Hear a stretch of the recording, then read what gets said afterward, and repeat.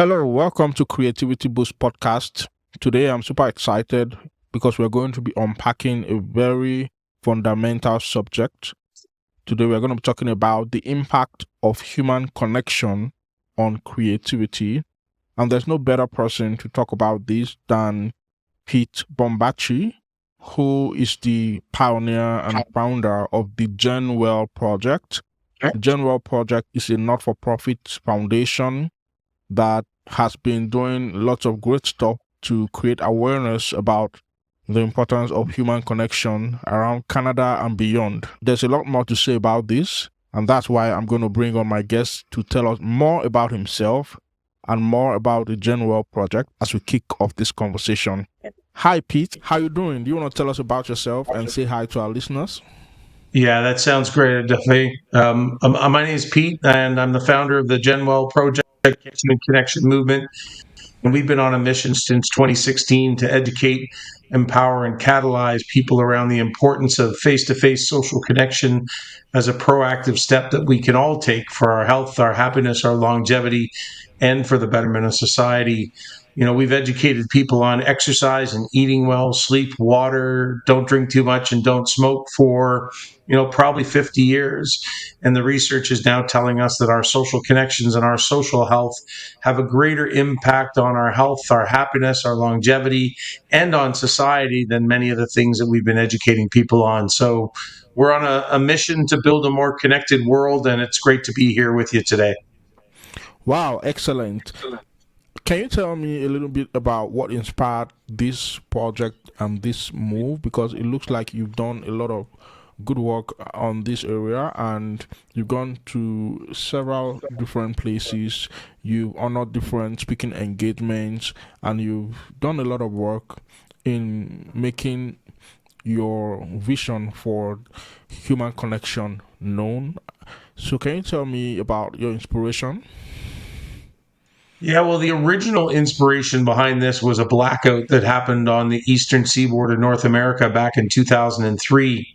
And on during the blackout, obviously, right away, everybody was very helpful. The human species is very supportive in times of crisis. But later on that night, I went to a friend's house, and the street was packed with people.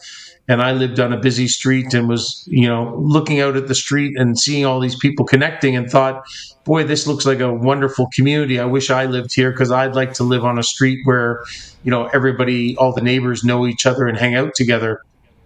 So I walked out on the street at 9 o'clock at night. Again, it's completely, no power. Some people lost their power from 2 to 7 days.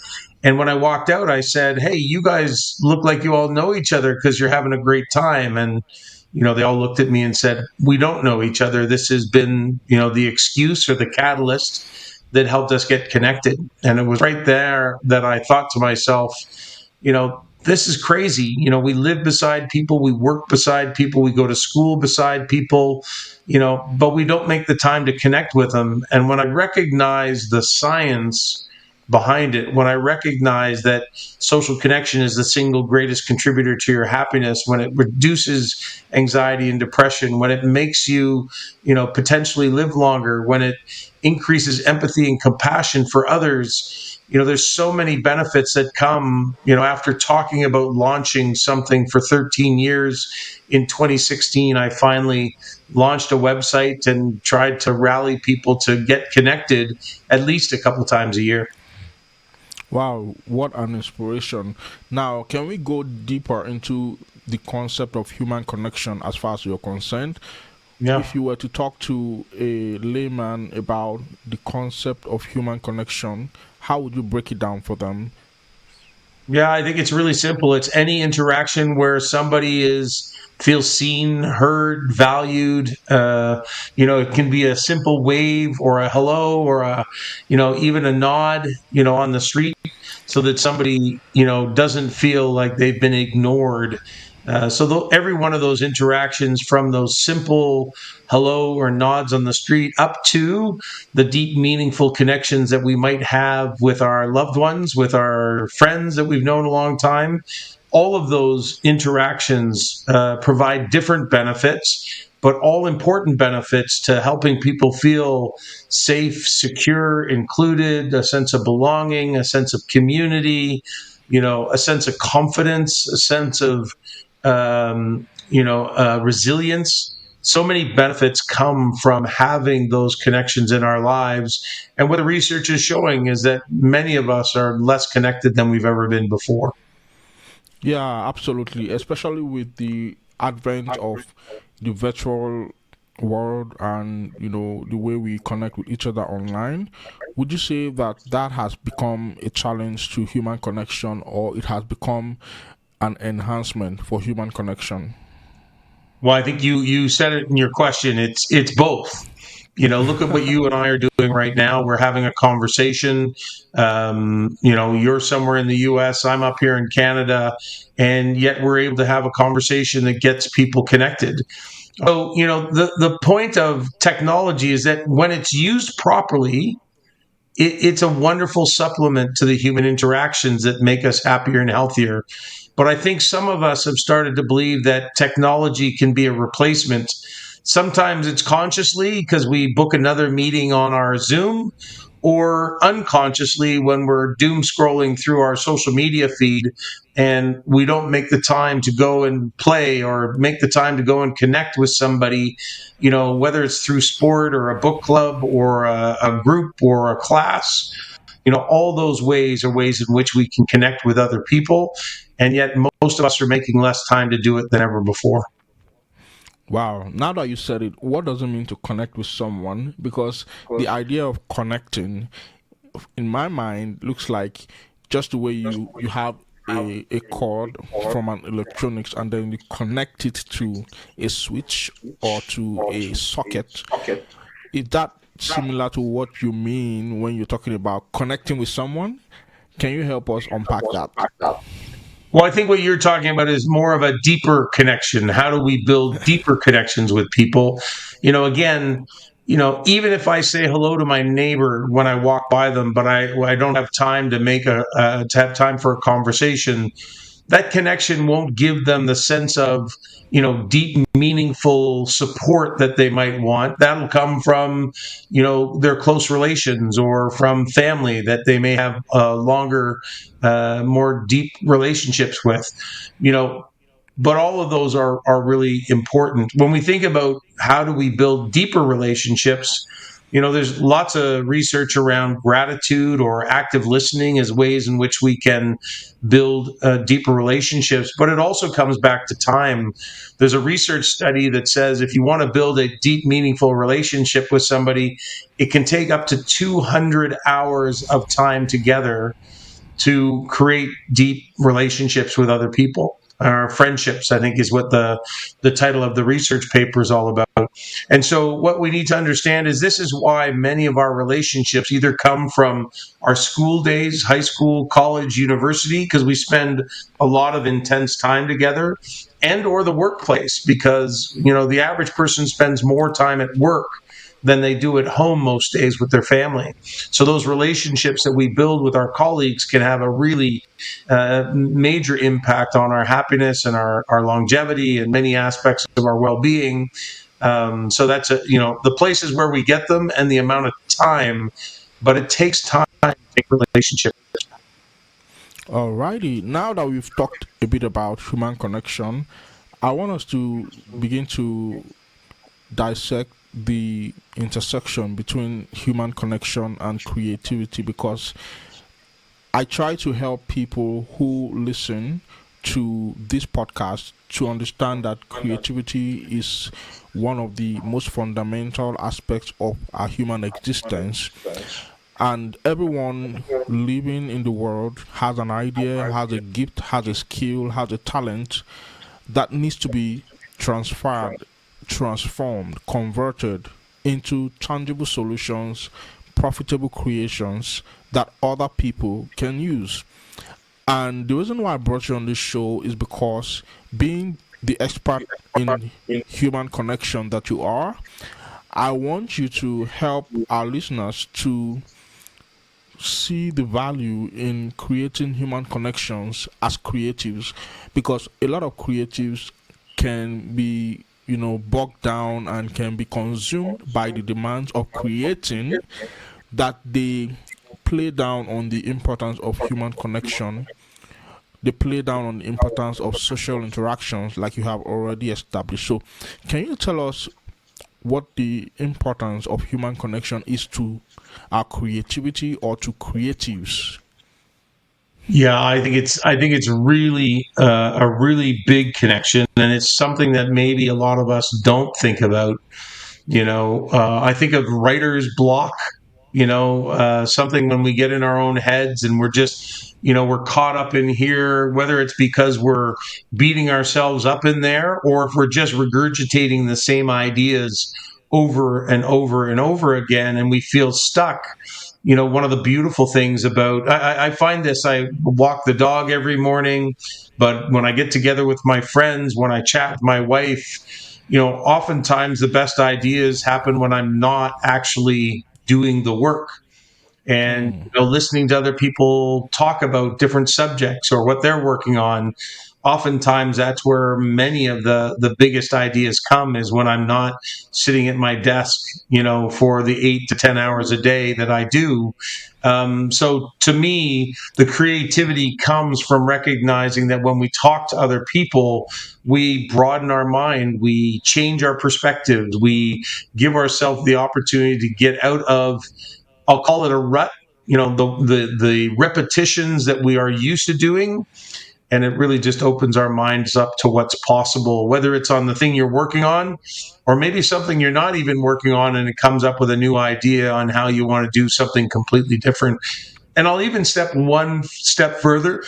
I do believe, having a creative outlet, so maybe we play, maybe I sing in a choir, maybe I play in a band, maybe I do artwork, maybe I'm a writer, which is a little more isolated than most things, but all of those creative outlets with other people is a great way to spur the creative outlet that we might be trying to do in our day-to-day life. So yeah, I see the connection between, creativity and connection very deeply.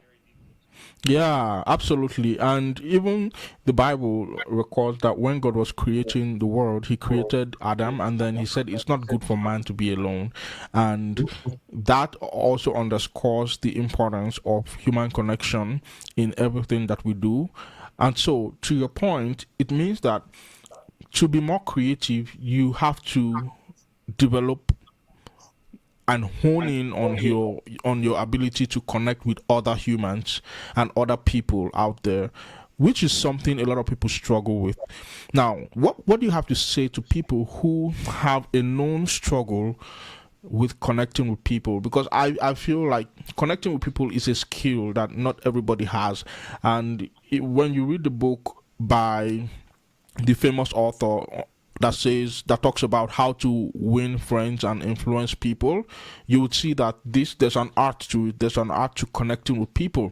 So what would be your framework or your system or your recommendation to someone who is creative? He has ideas, he has gifts, he has skills, he has talent, he has experience, he has a story, and he wants to publish, or she wants to take this to the world and help other people and serve people with it, but is lacking in the ability to connect with other humans. What would be your recommendation? Wow, that's a big question for me, because I think there's two sides of it. There's the human, and then there's the business side of things. So, from a human standpoint, I've got lots of suggestions. I think everybody should start talking to strangers, because even as an introvert, as somebody who doesn't feel comfortable talking to other people, I think talking to strangers actually provides a really easy execution, because I can talk to somebody and I can walk right by them. I can say hello to them in a coffee line. I can have a conversation for 5 seconds, and then they go or I go, and we go off on our way. So those little interactions we can have through our day, when we do it repetitiously, when we do it often, it helps us build confidence that we can have conversations with people. So that's step one. I do believe that, you know although we find, there's a percentage of the population who say that they feel like they're introverts, I actually think the bigger issue is that people struggle to make that first introduction, to break into a conversation with somebody that they're sitting beside or standing beside.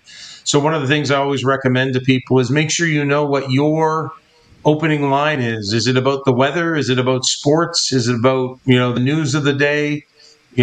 What is the thing? Is it somebody's shoes? How are you going to engage with somebody? Because if you know what you're going to do before you get into the situation, then it makes it a little bit easier for you to actually take action when the situation presents itself. And then there's the third piece, which I'll throw in there, which is the business piece. So you're a creative, you've got lots of ideas, and you want to go and change the world. Well, fortunately, I think today with the internet, you could probably almost do it without having to interact with people. But if you really want to spread a movement, which is, excuse me, what we're trying to do at GenWell, is that we're really trying to get people to take an action for the betterment of themselves and for the world. And the only way you can do that is you need to get out and you need to be in front of people. You need to be engaging them, whether it's standing at and speaking at a conference, whether it's doing workshops.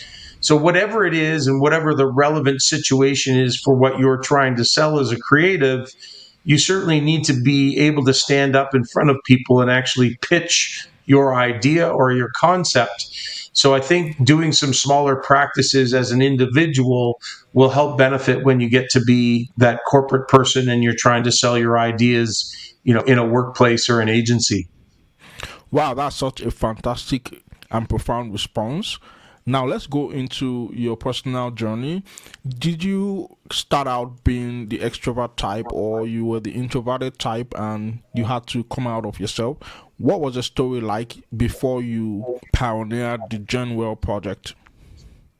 Yeah, I would say I've always been an extrovert, but I think the thing I've come to recognize is that I was an extrovert. Actually, I don't know how I became an extrovert. I think it was a bit of following in my dad's footsteps. But I think I also recognize that I've been I now recognize, now running this campaign, that I've been lonely many times in my life. And fortunately, I didn't feel chronic or persistently lonely, which is when you feel the negative consequences from feeling disconnected from other people, because I played on sports teams, because I played in the band and sang and I did all the different things. I played ball hockey every day. The opportunities were all around us when I was younger. And fortunately, I participated in those. So I never experienced loneliness on a chronic or persistent basis. And that's really, the thing that is the concern for a lot of people today, is just making sure that if you feel lonely, take action, because loneliness is not a mental health issue. Loneliness is your body and your brain letting you know that you need human connection. And, fortunately, some of us do it more naturally than others, but hopefully we can awaken everybody that with some simple actions each and every day, you can stay more socially connected and thrive as a human being because of it.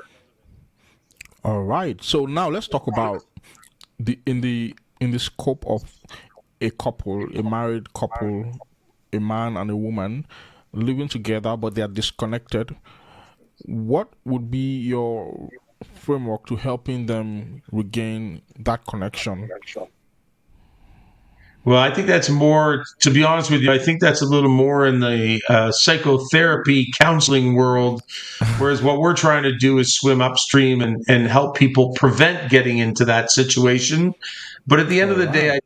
we need to find the ways to build these connections on an ongoing basis. Once we're in crisis, it takes a little more skill, it takes a little more knowledge, it takes a little more training to help people that are in crisis, versus saying, hey, when you get married, here's some things that you need to be doing on a regular basis. You need to be spending time alone together. You need to be spending time with other people together. You need to be spending time doing new things. These are the setups of life that make us all happier and healthier. The challenge is that in the busy, fast-paced world that we live in today, it's tough to find time to do it all. to make time to connect with your family and your friends and to take on new skills or challenges. Plus you're trying to get your job done. And I think right now it's more challenging than ever before for people to find the balance and all the things they need to do.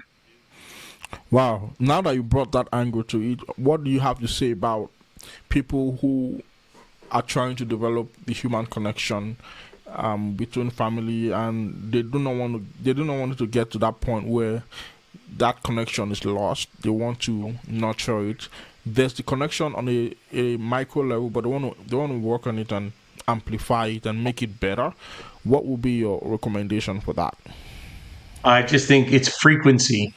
There's a new study that just came out recently that said, now it was related to friends, but there's a certain time period that once you've been apart from an old friend for a certain amount of time, it makes it really difficult to reach out to them, because you start talking to yourself and saying, well, if they wanted to connect with me, they would have reached out, or if Right. I should have, and now I feel guilty because I don't want to reach out.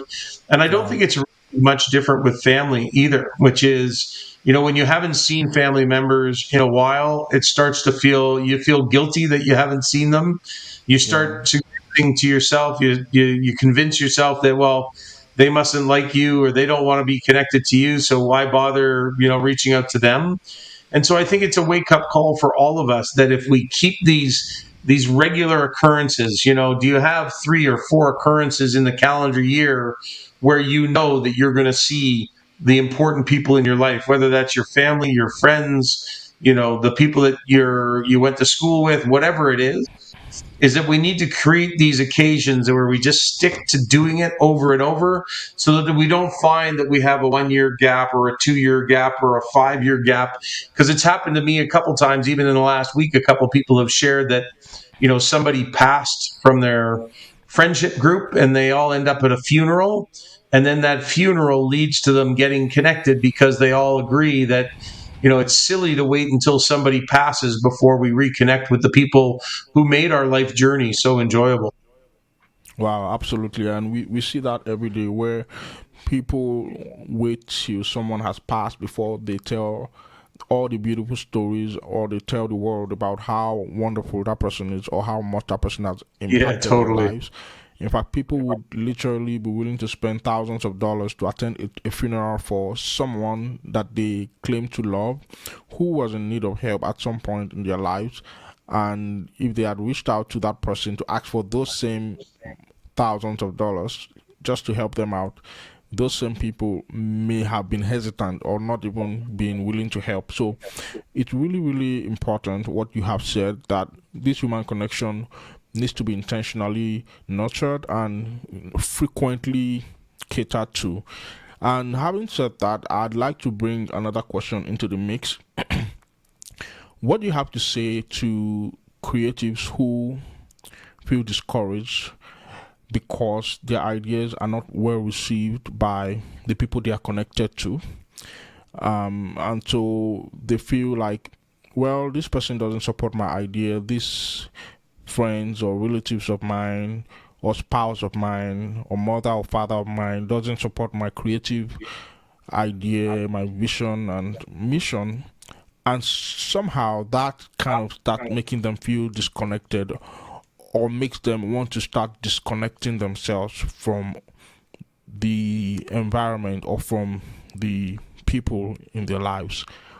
What would be the best course of action if you were in that situation, or what do you have to say to someone listening to us right now that's in that predicament?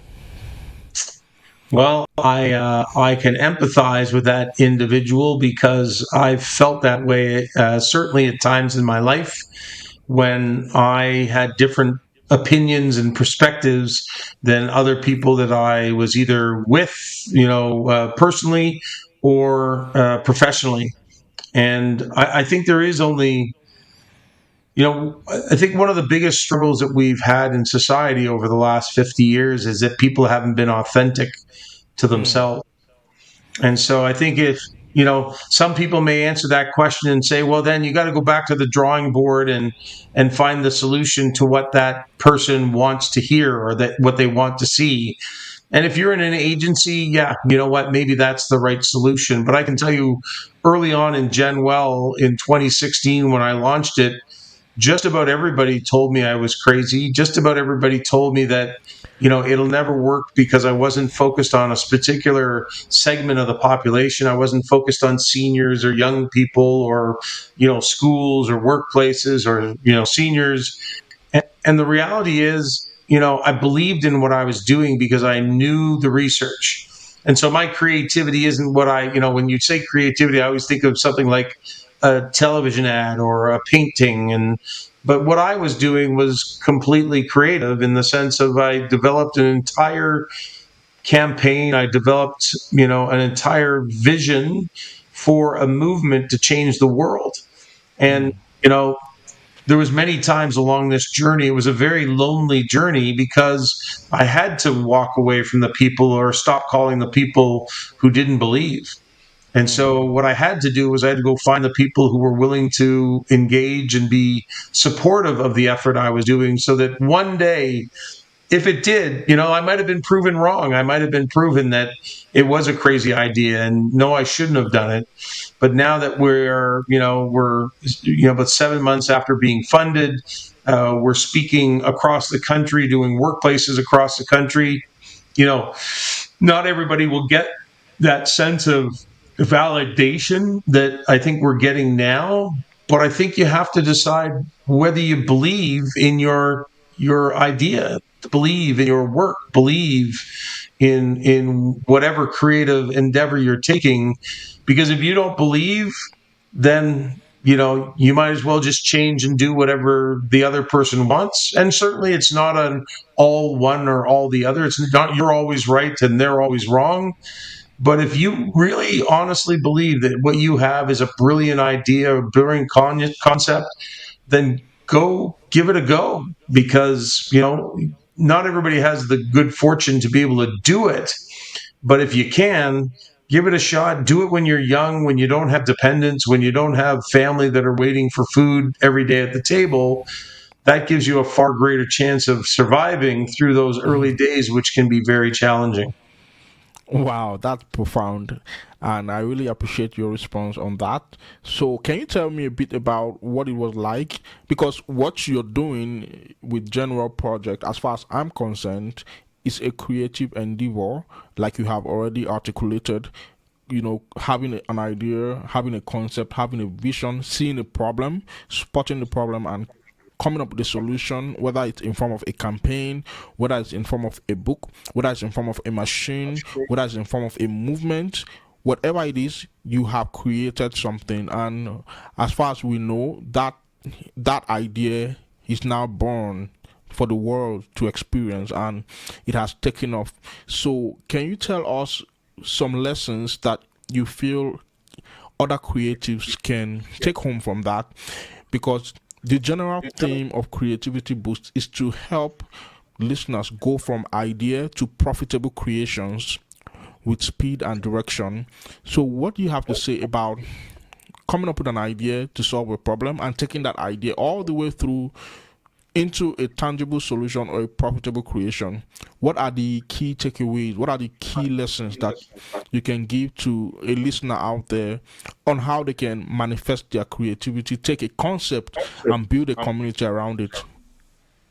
Yeah, I think, you know, this sounds almost repetitive, but just keep talking to people, you know, because at the end of the day, whether it's because you're seeking input, whether it's because you're seeking help, whether it's because you're seeking, advice, which I guess is those two combined, the reality is when we talk to other people, none of us knows what's going to happen when we sit down and talk with somebody new. And Hmm. so I think you have to go in without expectation. Always be curious, go in and meet people, show interest in what they're up to. Again, you mentioned, I think it's Stephen Covey, the 7 habits of highly successful people. When we build those connections with other people and we show them that we care about their work, and then they show care and concern for our work. That's how we build a community of people that we can lean on when we, want to go through a long journey of trying to sell a new concept or sell a new idea. So, I could go into things like some of the skills, like volunteer to meet new communities, talk to strangers more often, put meetings into your calendar. So if you and I are pals, every week we're going to have a coffee for 30 minutes on Tuesday morning at 8:30, so that we kick off our day with a positive, engaging conversation that puts our head in a good place and reminds us that we're, powerful, we're kind, we're generous, we're, good people, so that when we get into our day, because if we have those foundational connections every week or every couple of weeks into our calendar, then anything that's spontaneous gets added onto it, and that's only a bonus. But I think too many of us always depend on the spontaneous connections, and when we get busy or we get distracted or we get down, sometimes we don't feel like reaching out and building those connections. So, if we can do those little things that keep them regular for us, that's where I think we'll benefit the most. All right. So, still on your journey, how did you bootstrap your idea before you got funded? I imagine that you were working or you had a business and then you had to devote some time or probably even leave what you were doing then to start a not-for-profit. What was the journey like? How did you survive? Did you have some money stashed somewhere that you lived through without, without support till you got where you are now? How did you come about it? Yeah, I would say that the first year I did it off the side of a desk. Probably the first year and a half, I did it off the side of my desk while I was doing another job. Um, then I would say that I leaned on my partner as a major support. I would also say that I had made a decision early on that wealth is not something that I should be concerned about as far as how much money I have when I die. Hmm. And so I would much rather have enough money and that I can take care of my son and make sure he's set up. But beyond what I need, I believe that I had a lot more money than I needed, and that it was okay if I went backwards in my wealth in order to accomplish what I believed was a really important initiative. So the answer is there was about five different ways that I got to where I am today, and it was people in most cases that were part of, helping me get there. The people who, whether it was financially or whether it was just having a conversation because I was in a bad place and I just wanted to recognize that what I was taking on was a big task, and that sometimes it takes other people to reflect yourself and your own situation before you'll actually listen. So yeah, that would be kind of how I see that. Wow. So from what I see, you leverage the human connections you had in your life to be able to build what you have now with the GenWell project, which is all about human connection. Wow, what a paradox. Thank you so much for all your phenomenal responses. I think this will be a good place to bring our conversation to a close. And I want to say a big thank you for coming on the show and for sharing your profound experiences and stories and journey with the Creativity Boost community. And to you listening on the other side, I want to believe you have received some value. I want to believe that you have come to understand the importance and the impact of human connection as far as your creativity is concerned, as far as your creative ideas, your dormant ideas are concerned, as far as your dream and potential is concerned. And if you found some value in listening to this, I want to encourage you to talk to someone about it, share this episode with someone, give it a like, drop a comment on YouTube if you're listening on YouTube, and just do all the fun stuff that you know how to do when you listening to content that you like. And so on that note, I would say thank you, Pete, for joining us once again. And to my guests on the other side listening, I'll see you in my next episode. Until then, have a good one. Bye.